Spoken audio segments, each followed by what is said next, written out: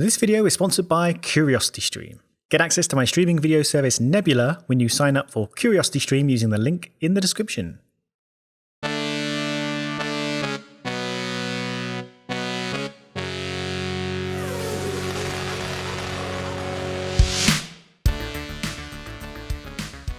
This video is going to be a little lighter touch as my software had problems when I tried making this away from home, but enjoy.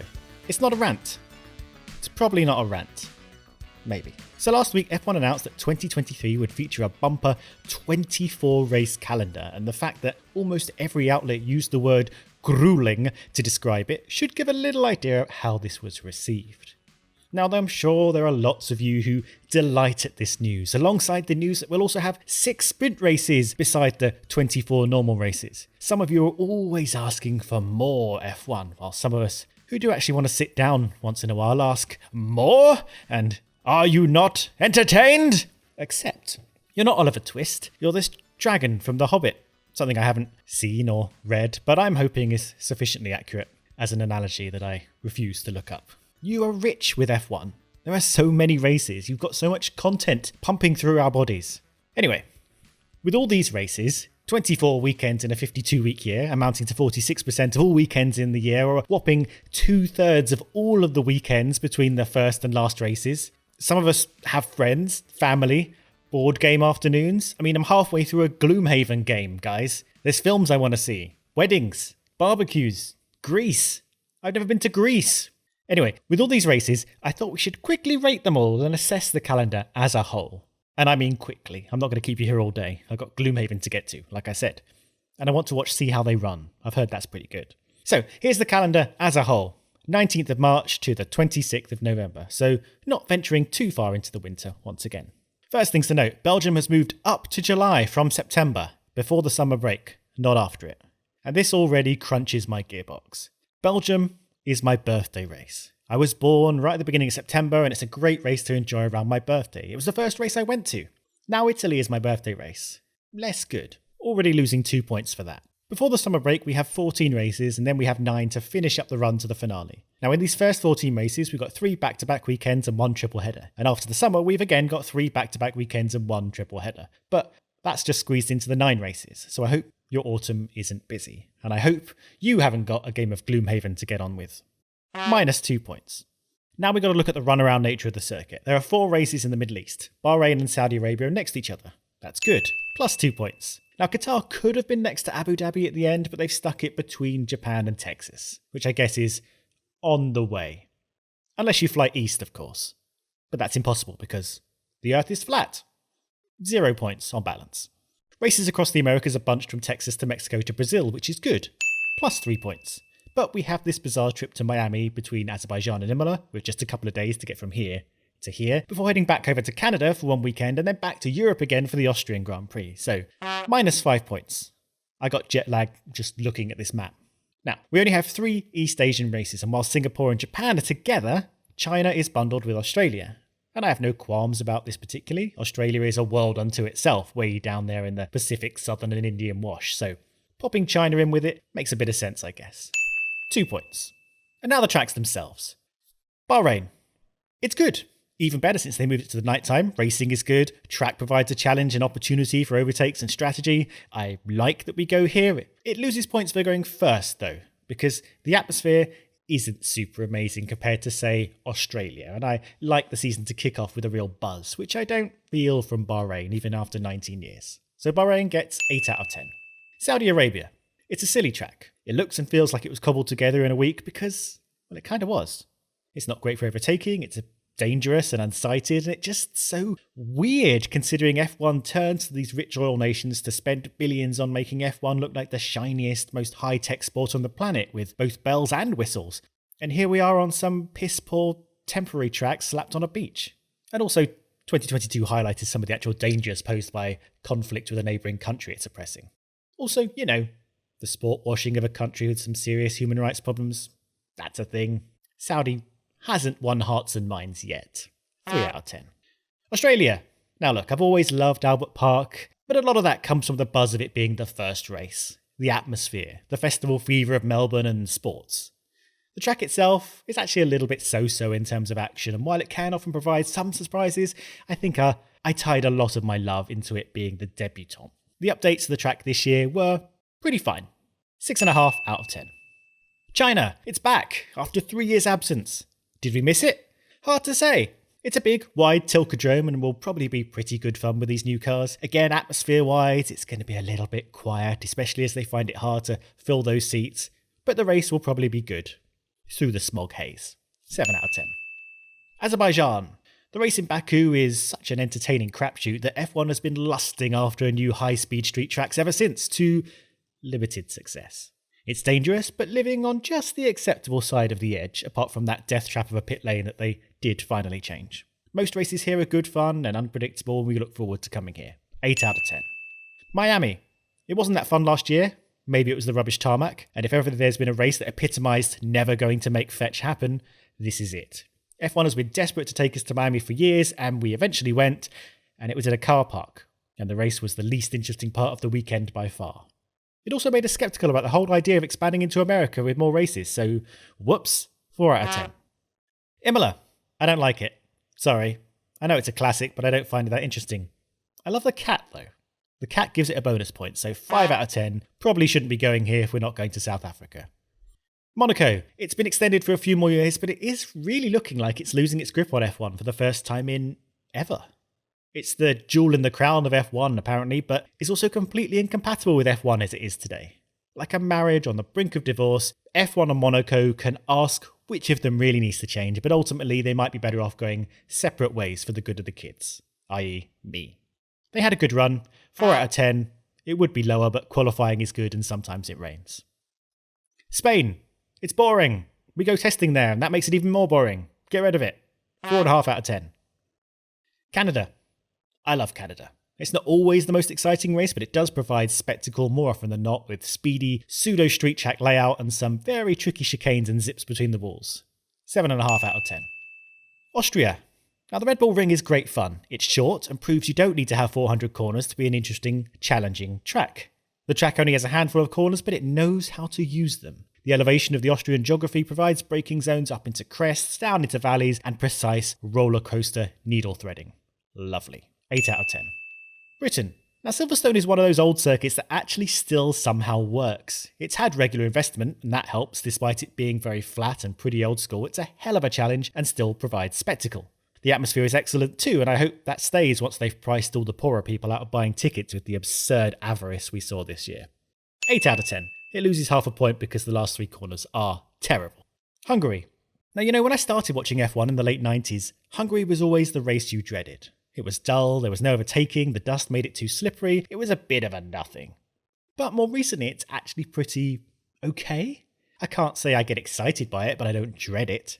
And somehow it's ended up being one of the longest continually present races on the calendar. But I'd still drop it in a heartbeat, though, to get Hockenheim back. 5.5 out of 10. Belgium. It's great. It's fast, it runs through an actual landscape, it has seriously unpredictable weather, it can both be extremely fun or extremely unfun. There's very few tracks like it these days, and though I'd suggest the Red Bull Ring has similarities in feeling like a real European road. It's not the challenge it used to be, sure, but it would be a shame to lose this rather unique, wonderful racetrack. 8.6 out of 10. The Netherlands. Zandvoort. Now, it's not really shown itself to be a good bedfellow to F1 racing so far, though the banking is a nice, unique addition. It's extremely narrow, so ends up just pretty frustrating at the best of times. Can't fault the atmosphere though, but the Orange Army can and do bring their energy to many places across Europe, so I wouldn't miss Zandvoort specifically. 5 out of 10. Sorry. Italy. Monza is another place that brings uniqueness to the calendar, lost from other tracks like the old original Hockenheim and such. Lots of straights broken by a few corners. This is a high-speed track with flat rear wings and full throttle action. The Tifosi are wild, and while that Orange Army rivals their energy these days, it is fun to see them out in celebration or commiseration under the podium. The racing, however, varies. It can be fun and surprising, or it can be dull. But it's never a snooze fest because it's the shortest race at about 80 minutes. There's not time to sleep. 7 out of 10. And from the shortest race we come to the longest, Singapore. Always creeping up on and sometimes overshooting the 2-hour time limit, Singapore is the closest F1 gets to an endurance race. With 23 corners and barely any rest in a sweltering humidity across those 2 hours, Marina Bay can be a driver breaker and a car breaker. We tend to see accidents in the final third of the race with drivers simply losing concentration. It struggled to provide good wheel-to-wheel action, but strategy and perseverance can often come into play. It has lost its gimmick of being the only night race, but it's still pretty good fun. 6.3 out of 10. Japan is back, one of the few races on the calendar where Europe actually has to get up at a weird time still. Japan is a classic racing circuit full of high-speed corners and a real challenge. Kind of in the same bracket as Silverstone. It suffers a little by not being able to have DRS down the long back straight, as 130R is just too dangerous to have it left open, but it's still a hell of a circuit. Very, very tricky to overtake on, but still worthy of an 8 out of 10. Qatar! One of those places making a name for itself on the world stage by building international sporting events off the back of indentured servitude and huge mortality and morbidity rates among, essentially, slave workers. Hurrah! On the racing front, the sale of the track was fine. Better than we thought it would be on paper. I don't know. 4 out of 10? It's really just, I don't know. America. This one is just the USA Grand Prix, despite being one of 3 races in the USA. This is the one. The USA one. And it is a great track, even if it's borrowed all its bits from other tracks. It works. They built in elevation, fast corners, overtaking spots, tricky infields. It's a fun track, and if the drivers could stick to track limits, it would be even better. Of all the American tracks, I'd hate to lose this one, though I imagine Liberty will soon be using Miami and Vegas as leverage to jack up the hosting fees and price them out of the calendar. Which would be a shame if that happened. 7.8 out of 10. Mexico. It's fine. I don't actually have much to say about Mexico. I don't have particularly strong feelings about it either way. I love the run through the stadium, of course, and using the stadium as the hub of the circuit celebration is a great touch. The extreme elevation, playing tricks on the engines and aerodynamics is a cool part of running here and ties in well with the fact that this is the part of the year where the cars are starting to fall apart. 7.3 out of 10. Brazil. Man, this place just works, doesn't it? Another simple track with very few corners, but maximising the geography to extreme effects. Overtaking, a dream. The atmosphere, a fanfare of frivolity. The challenge, roller coaster-esque. Love it. Shame we don't have any Brazilian drivers, but 9.1 out of 10. Las Vegas. This one is hard to judge before it happens, but I do hope it's actually a good track with interesting racing, because I just can't go through another Miami weekend where it's all parades and preludes and dance numbers, and then 90 minutes of racing as pathetic as a toddler versus a tortoise in an oil wrestling match. I want to see more than lights. I want to see Formula 1 racing. So, a tentative, pessimistic 6.5 out of 10, but hoping for more. And finally, we finish in Abu Dhabi, as I guess we've got used to now. It's always a bit of a damp, limp, soft, moist, meagre, wanting, tepid, half-baked, loveless, grey, yawn-worthy venue for the finale of what's supposed to be the creme de la creme of circuit racing, but here we are. This is where the money comes from. Brazil is obviously the best place to host the finale, but they don't have a hotel that lights up, so here we are. The modifications actually did make it a better track, and we're glad for that, but every time we come here I keep thinking about it being the most expensive track, built from scratch on an artificial island, and how it could have been anything at all, and they just dropped the ball, screwed the pooch, kicked the baby, ate the slug, burnt the bread. It's a shame. I don't know, 5.5 out of 10, losing a point for being the finale when a better venue could have seen us out.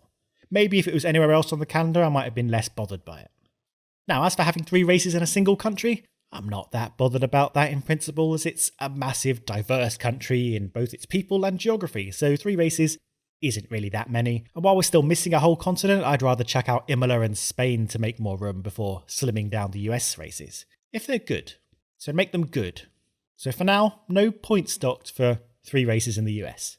But still not having a race in Africa, we probably should have 3 by now, is worth -10. I'm docking a further 2 points for F1 writing dates the American way round on their website. That is the worst way round. I'm also docking 3 points for every race over the ideal number of 20. 20 races is the best number of races in a year. It's a lot of races, but it's not so many races that you start to think, Christ alive, I'm a bit tired of F1 now. 24 races and 6 sprint races, starters and dessert. Gonna have to take a Rennie after all that. So, 12 penalty points. So the 2023 calendar gets a score of 128.1, which I'm sure no one can disagree with. I'm sure if I all asked you what to give the F1 calendar, you'd say 128.1. Maybe 128.2 if you were feeling generous. So there it is. Thank you for watching this little intermission of a video. We'll go back to our normal schedule after Singapore. I'm also here to remind you I stream F1 Manager now. Did you know that? Check out the playlist for the VODs of that. Okay, bye! And this video is sponsored by Nebula and CuriosityStream. You're here on my YouTube channel, so you likely enjoy content that delves right into a subject in an entertaining way, made by an independent creator who gives their own spin on things. Well, friend, have I got a treat for you. Nebula is a Streamy Award-nominated platform with over 14,000 titles from some of the most delightful, interesting, and stylish creators on the internet.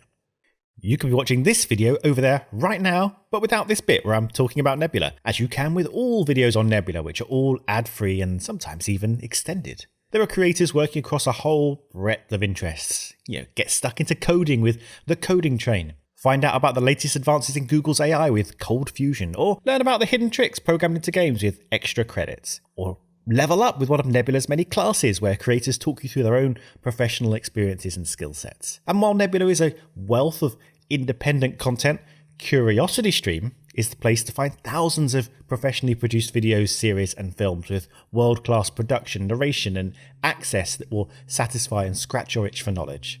I've been fascinated by Suppressed Science, which is a series covering research in controversial and often widely banned areas of study like cybernetics, psychedelics, and controlling the weather. Fascinating and a little bit scary. Now, CuriosityStream have partnered with Nebula to create a very simple, incredibly good value deal that will allow you to access both platforms together. It's simple. If you just sign yourself up to CuriosityStream, you'll get access to Nebula for free, as long as you're that CuriosityStream member. And that's all there is, really. And using my special link in the description, curiositystream.com/chainbear, will give you 26% off the annual plan, which means you'll get both platforms for the whole year for just $14.79. And also that special little link supports me too. So click that link, enjoy all the good stuff inside.